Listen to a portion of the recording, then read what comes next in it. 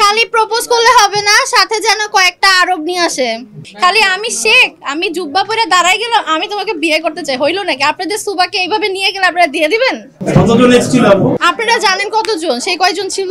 আমি কখনোই ক্রিকেট খেলা দেখিনি। তারা অনেক সুখী না, যতটা দেখা যায় অতটা না।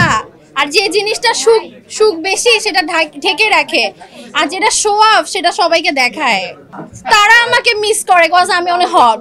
14ই ফেব্রুয়ারি মনে হয় দুবাই থাকবো, ওখানে আমাদের একটা ফ্রেন্ডস ভিউ, একটা আমাদের ইয়ের আর কি অ্যাওয়ার্ড প্রোগ্রামে থাকবো হয়তো বা। তো আমি আপাতত চাই যে সালমান খানের সাথে আমার দেখা হোক, অ্যান্ড দুবাইতে সে প্রোগ্রাম করতে আসে মাঝে মাঝেই। সালমান খানের সাথে একটা ডেট ফিক্স করছি, অ্যান্ড শীঘ্রই জানাই দিব। ভালোবাসার সংজ্ঞা হচ্ছে যে আমার সাথে চিট করবে না, মিথ্যে কথা বলবে না, অ্যান্ড আমি যা বলবো সেটাই শুনবে। অ্যান্ড ইউ নো হোয়াট, আমি অনেক ডমিনেটিং পারসন।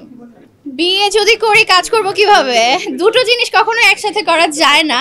সো আপাতত ক্যারিয়ার, তারপর বিয়ে শাদী। প্রেমে কে পড়ছে ডাজন্ট ম্যাটার ফর মি, আমি কার প্রেমে পড়বো এটা ম্যাটার। যখন আমি পড়বো তখন লাইভে এসে জানাই দিব, এই দেখো আমি লাইভে আসছি, আমি অমুকের প্রেমে পড়ে গেছি। এখনকার নায়িকারা শুধু ব্যক্তি জীবন নিয়ে আলোচনায় আছে, এটা ভুল কথা। আপনি হলিউডে বলিউডে যান না কেন, রেখা, অমিতাভ বচ্চন এখনো বুড়ো হয়ে গেছে, তাদের প্রেমের কাহিনী এখনো চলে। নায়ক নায়িকাদের প্রেমের কাহিনী যদি না চলে, তাহলে না চলবে মিডিয়া, না চলবে নায়ক নায়িকা। সো চলতে দেন, প্রেম করতে থাকি আমরা, সমস্যা কি? এলো কেয়া সুপার বিউটি সোপ, নতুন রূপে নতুন সৌরভে, ভিটামিন ই সমন্বয়ে, শুধুমাত্র তোমারই যত্নে, কারণ তুমি স্পেশাল।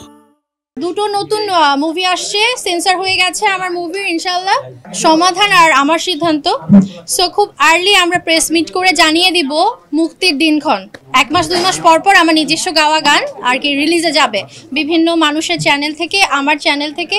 আমি ধারাবাহিকভাবে আমার গানগুলো রিলিজে যাচ্ছি। হ্যাঁ, আমি ঈদের জন্য নতুন গান রেডি করছি। সামাজিক গান হবে, যেটা ফ্যামিলি নিয়ে দেখার মতো, বাট খুবই টুইস্টেবল। এটা নতুন একটা হচ্ছে জায়গায় এসছি।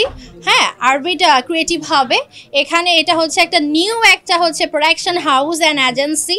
এখানে উদ্যোক্তা থেকে শুরু করে অনেক ভিজুয়াল বিষয়গুলো হচ্ছে এখানে কাজ করা হবে।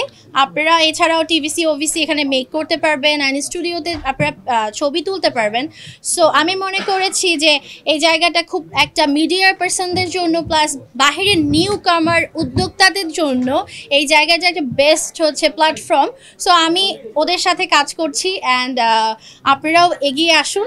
এখনও রাজনীতি বুঝি না, যখন বুঝবো ইনশাল্লাহ অবশ্যই রাজনীতিতে যোগ দিব। আমি চাই সুষ্ঠু নির্বাচন, জনগণ যাকে ভোট দিয়ে তুলবে তাকে দেখতে চাই।